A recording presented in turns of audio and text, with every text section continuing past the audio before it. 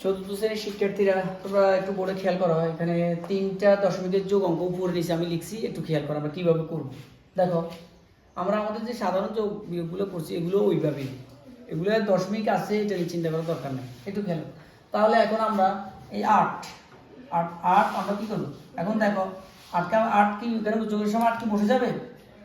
হ্যাঁ অবশ্যই বসে যাবে। তুমি যদি এখানে যোগ অঙ্ক করতে সাধারণ যোগ অঙ্ক করলে তো এখানে 8টা বসে যেত, আর ইচ্ছা করলে তুমি এখানে একটা শূন্য দিতেও পারো, একটা শূন্য দিতে পারো।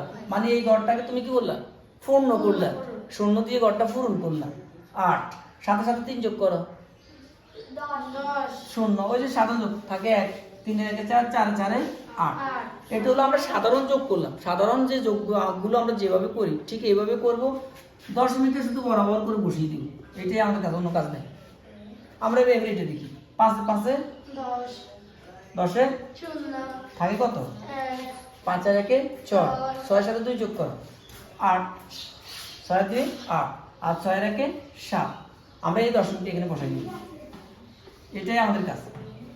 এবার এইটা দেখো, পরেরটা দেখো, 9 সাথে 2 যোগ করো 11 11, 11 এর 1 হাত থাকে 1 1, 3 এর 1 4, 8 সাথে 4 যোগ করো 12 এর 2 হাত থাকে 2 এর 1 3। আমরা শুধু দশমিকটা বসাইছিলাম।